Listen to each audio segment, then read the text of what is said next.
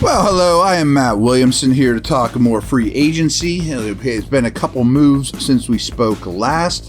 Really broke down the Patrick Peterson acquisition. That's growing on me more and more. So I am recording this a little bit after 5 p.m. on Tuesday. So rumors are swirling.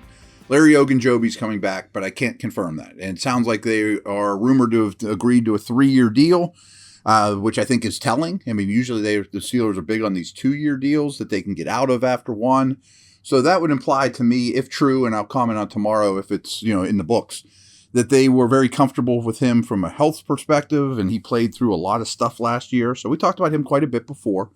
Let's stick with resigning Damontae Kazee, first of all. He's another guy I think you guys realize I'm very high on. I think he's underrated around the league, and I think his importance to this defense is very underrated. So we talked about Peterson yesterday, but now they need a slot corner. Sutton's gone. Who's going to play the slot? I think Minka's going to play the slot, or Kazee's going to play the slot, or a safety turn slot in the draft is going to play the slot, along with a Millette here and there. So bringing back Kazee to handle that deep middle so Minka can creep around in the slot near the line of scrimmage, or vice versa, but I think they want Minka doing that more often than Kazee by, what we saw last year. So I love this. I think this is a great signing. I thought he was really good for the Steelers.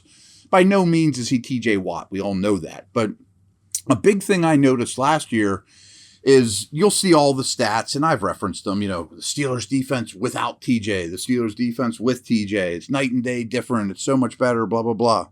Well, another thing that happened was Kazee came back from injury too. Again, it's not the same Watt level of, impact, of course.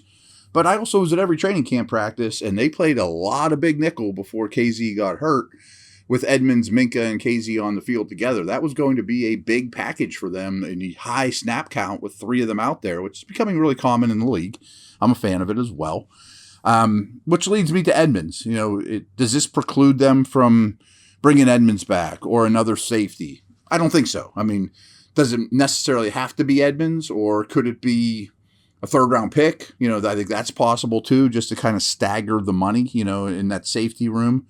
Maybe you have Minka, the big money guy. Kazee's older, but he's a mid-money guy and a rookie.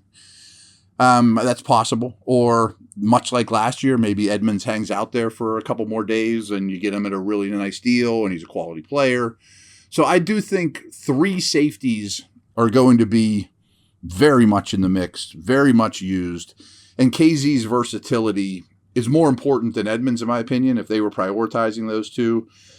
I as well would have had Kazee ranked ahead of Edmonds. And a lot of it's just so allowing Minka to do more Minka stuff. So good stuff there. Again, I think this inadvertently, although everyone's looking at this angle, helps your slot situation quite a bit. So we're going to take a quick break, and then I'm going to tell you guys all about Nate Herbig. I like this move too.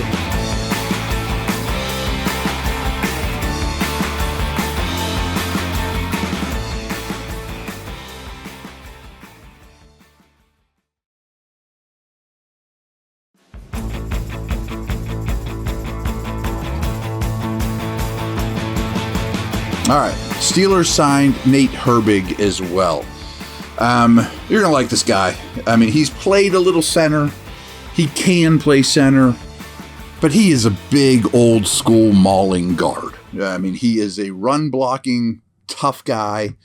People seem to love this player, the person, that he's a leader. He's super fun to be around, great in the locker room, all these things. And a lot of this stuff is what you read after the fact. Oh, everybody loves Nate, he's coming to town.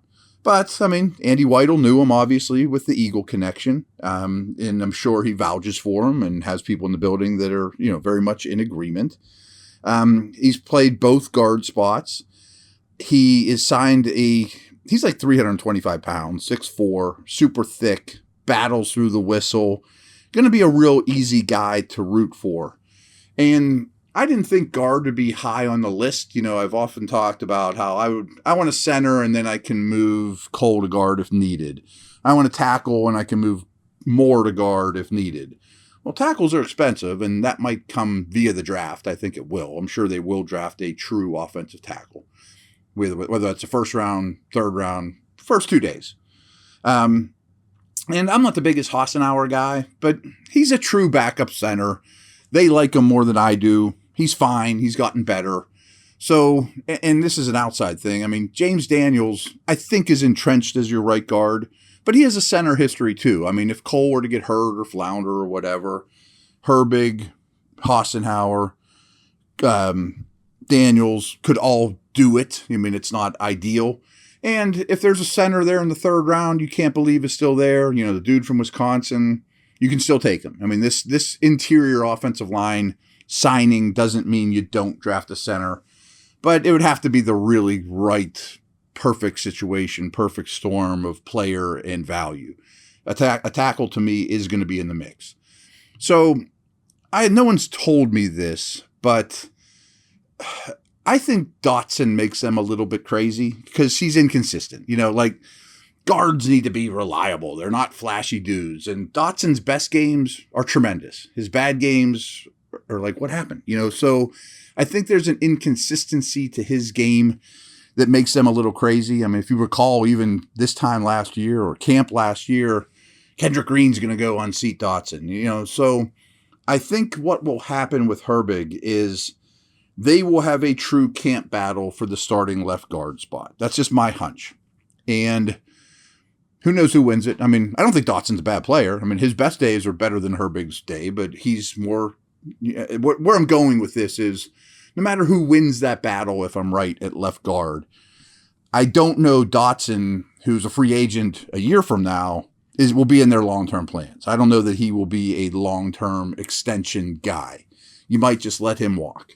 Well, that's why bringing Nate Herbig in for a 2-year deal makes all the sense in the world. You might upgrade at left guard now and or have the replacement in tow, and he's only 24. That's what I thought he was like 25, 26. I mean, there's dudes in this draft class that are 24 years old, and you're getting this guy on his second contract. Depth piece, borderline starter, pretty much laid out what he is. He's not a real hard one to figure out. He's not the best athlete in the world. He's gigantic. He plays through the whistle. He mauls the heck out of people and loves it. Drives guys into the ground downfield. Also played on a great line with the Eagles, which doesn't hurt.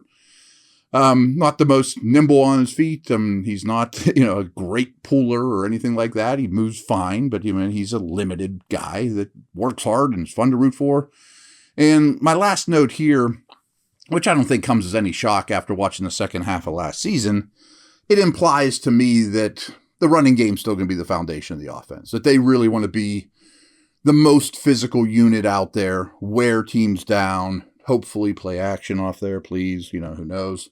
But just the style of lineman will tell you things like that. They didn't get a 298-pound, dude that runs like a deer. They got the 6'4" dump truck, that just mauls people. So it's pretty obvious, their style of play on offense isn't going to change a whole heck of a lot. There'll be wrinkles, hopefully, and there'll be more big plays, hopefully, and all that. But still have a second-year quarterback. Running the ball is fine by me. So I like both these moves. If the Ogunjobi stuff is true, I think I like that as well, especially because look across the league this last day or two. The price tag defensive tackles are demanding that are better players than Larry Ogunjobi are astronomical. So real curious what those numbers are.